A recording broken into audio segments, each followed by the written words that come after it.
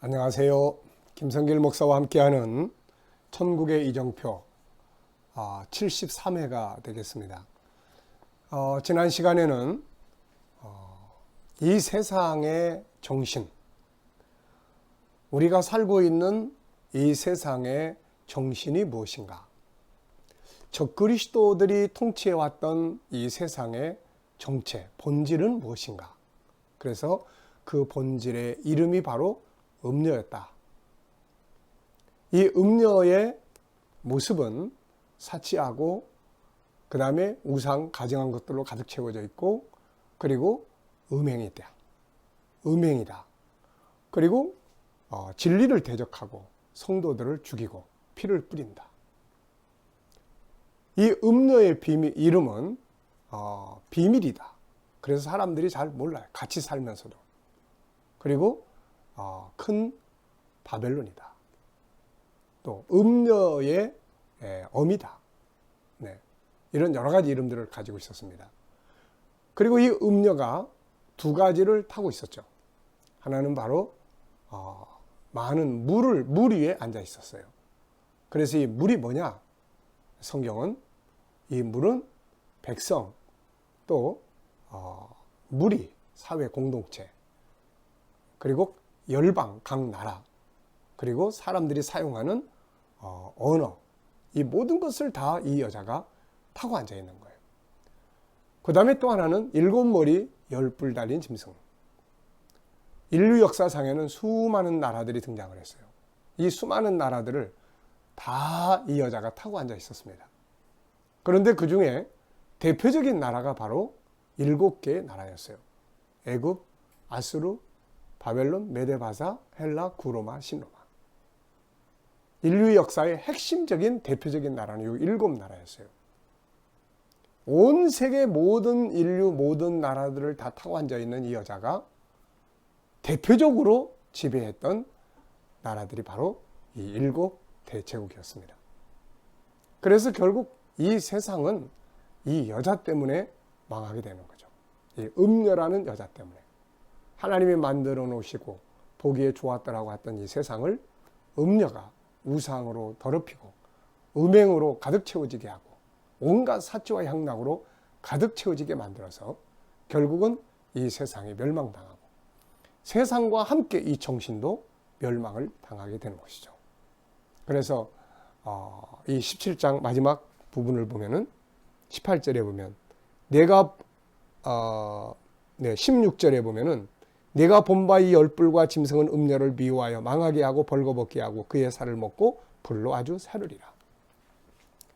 이 나라들이 결국에는 이 나라들이 망할 때 이 음녀, 이 정신세계도 망하게 된다는 뜻입니다. 다시 말하면 음녀라는 정신이 이 대제국들, 더 나아가서 모든 열방을 다 망하게 만들었고, 나라들이 망할 때 음녀도 불타서 사라지게 될 것을 말씀하고 있는 것이죠. 자, 그렇다면 이제 이 시간에는 도대체 이 음녀는 뭐야 이거? 네. 음녀는 도대체 뭔가? 17장 18절을 보면 내가 본 그 여자는 땅의 왕들을 다스리는 큰 성이다. 네. 그래서 이것 때문에 어떤 분들은 미국이라고도 하고, 어떤 분들은 교황청이라고도 하고, 어떤 분들은 또 지난날에는 일본의 어느 도시라고도 하고, 다양하게 이야기를 한 것 같습니다. 그런데 여기서 말하는 대로 이 큰 성은 단순한 하나의 성이 아니고 온 세계를 더럽히게 한 큰 하나의 덩어리를 말하고 있는 것이죠. 자, 그러면 이제 우리가 교재 309페이지를 한번 봐주시기 바랍니다. 이 책을 가지고 계신 분들은 309페이지를 보시면은 이 음녀가 뭐다 하는 것을 설명을 해놨습니다. 한번 읽어보겠습니다. 이것은 단순히 음녀가 세상에 있는 어떤 성 하나를 말하는 게 아니라 온 세계 왕들을 지배하고 백성을 지배하는 하나의 정신을 말한다. 그렇다면 과연 창세기로부터 요한계시록 이르기까지 7나라를 포함해서 온 세계 모든 나라, 그리고 모든 사회, 모든 개개인, 심지어는 우리들이 사용하는 말까지 타고 앉아서 지배하고 있는 이게 도대체 뭘까요? 이것을 우리는 인본주의라고 이야기를 합니다. 인본주의, 하나님이 없는 마귀가 시작한 인본주의. 그래서 이 인본주의를 바로 우리는 음녀의 정체다, 이렇게 이야기를 합니다. 창세기 4장에서부터 요한계시록 18장 이르기까지 온 세계 모든 나라, 모든 사람, 모든 언어를 지배하다가 마침내 나라들과 함께 멸망할 이 여인, 이것은 바로 인본주의뿐이에요. 도대체 뭐가, 어떤 것이 모든 나라, 모든 언어, 모든 백성을 다 다스리고 있을까요? 바로 이 정신은 인본주의 정신입니다. 자, 인본주의라는 것은 그 출발점을 보면은 창세기 4장에서부터 시작이 됩니다. 창세기 4장 16절에 보면은 가인이 여호와를 떠나게 되는 내용이 나오죠. 거기 보면은 가인이 여호와 앞을 떠나서 에덴 동쪽 노 땅에 거하더니, 하나님을 떠났어요. 이때부터 하나님이 없는 세상의 문화, 정신이 탄생을 합니다. 가인으로부터 출발한 이 인본주의 세계는 결국 노아 홍수 심판을 맞이하죠. 왜? 사치하고 우상으로 가득 채워지고, 그 다음에 모두가 다 음행하게 되죠. 소돔 성도, 노아 시대의 모든 것들이 다 그런 상태에 빠지게 됩니다. 이 정신에 다 매여서 살게 되는 거죠. 그래서 결국은 노아 홍수 심판을 맞이합니다.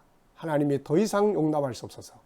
그래서 이 첫 번째 인본주의는 물심판으로 끝났어요. 그런데 그 이후에 창세기 11장을 보면은 다시금 인본주의의 대표적인 성이 하나 등장하죠. 탑이 등장합니다. 이게 바로 바벨탑이에요. 17장에서는 이 여인을 땅의 음녀들과 가증한 것들의 어미라고 이야기를 해요. 시작점이죠. 출발점. 모든 음녀는, 음녀의 사상은 거기서부터 출발하는 거죠. 노아 홍수 심판 이후에는, 처음에는 가인으로부터 출발하고, 그 다음에는 노아 홍수 심판 이후에는 모든 음행, 사치, 향락, 방탕, 우상 숭배는 다 바벨탑에서부터 출발해요.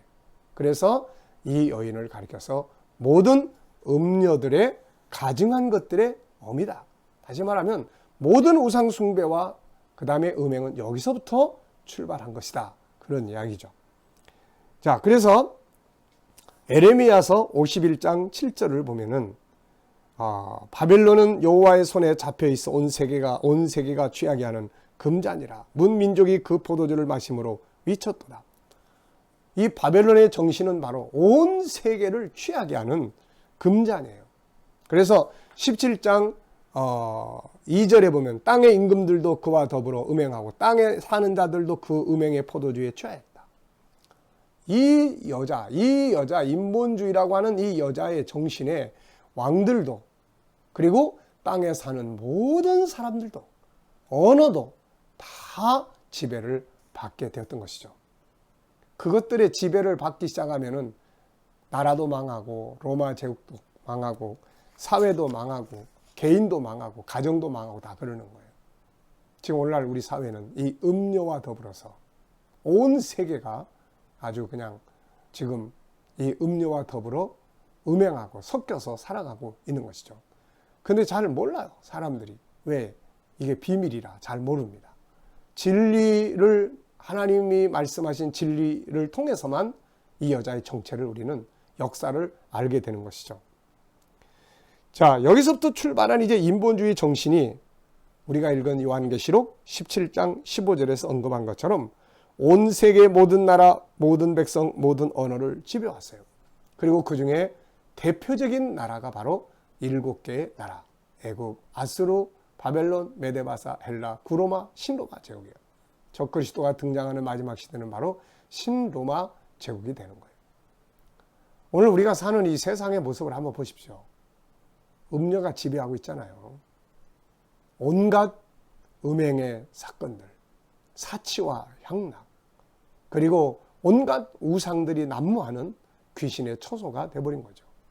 그래서 결국 이 같은 세상, 이 같은 적그리스도의 세계가 하나님 앞에 심판을 받아 다 불타버리고 마는 것이죠. 첫 번째 인본주의 세계가 노아의 물심판으로 멸망했다면, 두 번째 바벨탑으로부터 출발했던 두 번째 인본주의의 역사. 이것은 바로 주님 오시는 날 일곱 대접 재앙과 주님의 심판으로 무너지게 되는 것입니다. 베드로 사도는 베드로서 3장에서 이 세상이 다 불에 탈 것이라고 말씀하고 있는 것이죠. 우리는 그 장면을 지금 이제 보게 되는 거예요. 자, 성경은 인본주의가 대표적으로 지배하던 나라인 일곱 나라를 소개를 했습니다.